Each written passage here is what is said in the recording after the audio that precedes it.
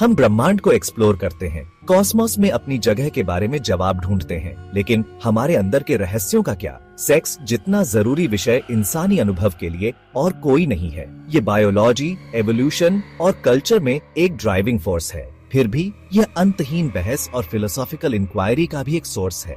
यौन इच्छा की नेचर क्या है? क्या इसे एक्सप्रेस करने का कोई सही और गलत तरीका है? ये ऐसे सवाल हैं जिन्होंने हजारों सालों से थिंकर्स को कैप्टिवेटेड किया है। जैसे एस्ट्रोनॉमर्स तारों का अध्ययन करते हैं, वैसे ही सेक्स के फिलोसोफर्स मानव इच्छा, अंतरंगता और मोरालिटी की कॉम्प्लेक्सिटीज में उतरते हैं। प्राचीन ग्रीस से लेकर आज तक ब्रिलियंट माइंड्स ने एथिक्स और सेक्स के अर्थ के साथ ग्रैपल किया है। आइडियाज के इतिहास के माध्यम से एक यात्रा में मेरे साथ जुड़े, क्योंकि हम सेक्स के फैसिनेटिंग और अक्सर कंट्रोवर्शियल फिलॉसफी को एक्सप्लोर करते हैं।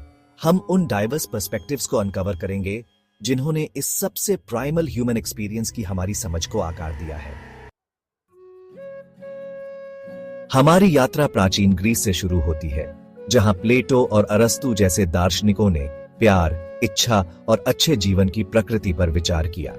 प्लेटो, जो अपने फॉर्म्स के सिद्धांत के लिए जाने जाते हैं, शारीरिक सुख को शक की नजर से देखते थे। उनका मानना था कि सच्चा प्यार भौतिक दायरे से परे है। उनके विचार में सेक्स उच्च आदर्शों से जुड़ने का एक स्टेपिंग स्टोन था। यह सुंदरता और अच्छाई के इटर्नल फॉर्म से जुड़ने का एक साधन था।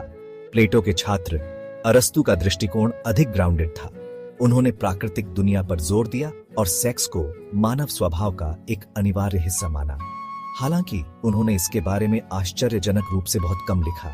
उनका फोकस वर्च्यू और एक फ्लरिशिंग लाइफ जीने पर था, और उनका मानना था कि रीजन को हमारी इच्छाओं को नियंत्रित करना चाहिए। समय में आगे बढ़ते हुए हम सेंट ऑगस्टाइन के प्रभावशाली विचारों का सामना करते हैं। रोमन डिक्लाइन की अवधि में रहने वाले ऑगस्टाइन ने आनंद और धर्मपरायणता के बीच के टेंशन से जूझते रहे। उन्होंने तर्क दिया कि मनुष्य के पतन ने मानव इच्छा को भ्रष्ट कर दिया, जिससे यौन सुख एक खतरनाक प्रलोभन बन गया। ऑगस्टाइन का मानना था कि सेक्स सख्ती से शादी के भीतर प्रजनन तक ही सीमित होना चाहिए। सदियों बाद एनलाइटनमेंट के दौरान दार्शनिकों ने कामुकता पर पारंपरिक विचारों को चुनौती देना शुरू कर दिया। बर्ट्रैंड रसेल ने यौन मुक्ति का समर्थन किया।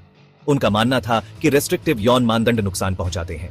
रसेल ने सेक्स और रिलेशनशिप्स में अधिक स्वतंत्रता का तर्क दिया। सिगमंड फ्राइड ने मानव मन की हमारी समझ में क्रांति ला दी। फ्राइड ने तर्क दिया कि हमारी अनकॉन्शियस डिजायर्स हमारे विचारों को प्रभावित करती हैं। उनके काम ने विक्टोरियन इरा टैबूज को तोड़ने में मदद की। हालांकि इसने विवाद भी खड़ा कर दिया। कुछ लोगों ने उनके सिद्धांतों की आलोचना की। 20वीं सदी में थॉमस नागेल जैसे दार्शनिक नए पर्सपेक्टिव्स लेकर आए। नागेल ने म्यूचुअल अराउजल की अवधारणा पेश की। जेन्युइन यौन मुलाकातों में एक दूसरे की इच्छाओं के प्रति शेयर्ड अवेयरनेस शामिल होती है। इसने यौन संबंधों में रेसिप्रोसिटी और म्यूचुअल रिस्पेक्ट के महत्व पर फोकस किया। सेक्शन 4 बड़े सवाल, इच्छा, अजीबोगरीब हरकतें और सहमति। पूरे इतिहास में दार्शनिकों ने यौन इच्छा की प्रकृति पर बहस की है। क्या यह इनहेरेंटली अच्छा, बुरा या न्यूट्रल है?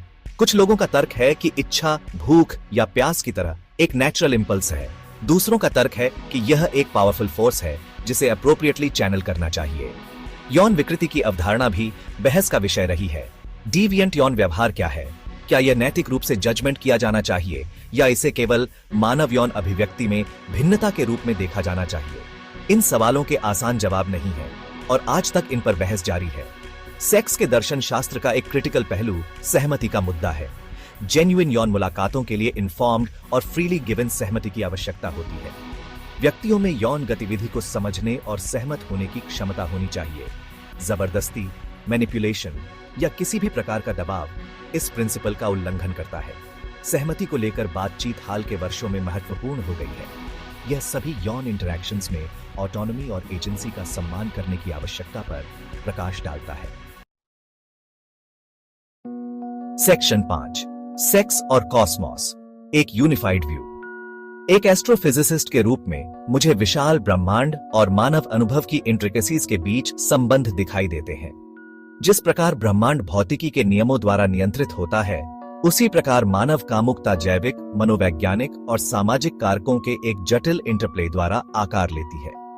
इन ताकतों को समझने से हमें अधिक विजडम और कंपैशन के साथ सेक्स और रिलेशनशिप्स के अक्सर कंफ्यूजिंग टेरेन को नेविगेट करने में मदद मिल सकती है। ब्रह्मांड रहस्यों से भरा है और मानव कामुकता कोई अपवाद नहीं है। यह अंतहीन फैसिनेशन का दायरा है जहां विज्ञान, दर्शन और व्यक्तिगत अनुभव इंटरसेक्ट होते हैं। इस विषय को क्यूरियोसिटी और ओपन माइंड से देखकर हम अपनी असम्पशंस को चुनौती दे सकते हैं, अपने पर्सपेक्टिव्स को ब्रॉडन कर सकते हैं और इंसान होने का क्या मतलब है इसकी अपनी समझ को डीपन कर सकते हैं। सेक्शन 6, एक्सप्लोर करते रहें, समझने की कभी न खत्म होने वाली खोज। सेक्स का दर्शन निश्चित उत्तर खोजने के बारे में नहीं है। यह इंक्वायरी और रिफ्लेक्शन की एक सतत प्रक्रिया में शामिल होने के बारे में है। जैसे जैसे मानव कामुकता की हमारी समझ विकसित होती है, वैसे वैसे हमारे द्वारा पूछे जाने वाले फिलोसॉफिकल प्रश्न भी विकसित होंगे। इस विषय की कॉम्प्लेक्सिटी और न्यूएंस को अपनाकर हम सेक्स और रिलेशनशिप्स के प्रति अधिक टॉलरेंट, रिस्पेक्टफुल और फुलफिलिंग दृष्टिकोण को बढ़ावा दे सकते हैं। इसलिए एक्सप्लोर करते रहे, सवाल करते रहे और बातचीत जारी रखें। मानव कामुकता का ब्रह्मांड विशाल और लगातार फैलता जा रहा है और अपने रहस्यों को उजागर करने के लिए हमारा इंतजार कर रहा है। अब आइए अपनी नजर वापस कॉस्मोस पर डालें और उन अनगिनत अन्य अजूबों पर विचार करें जो हमारी खोज का इंतजार कर रहे हैं। अगर आपको ये वीडियो पसंद आया हो तो लाइक और सब्सक्राइब जरूर करें। साथ ही कमेंट करके बताएं कि आप बारे में क्या सोचते हैं। Thank you.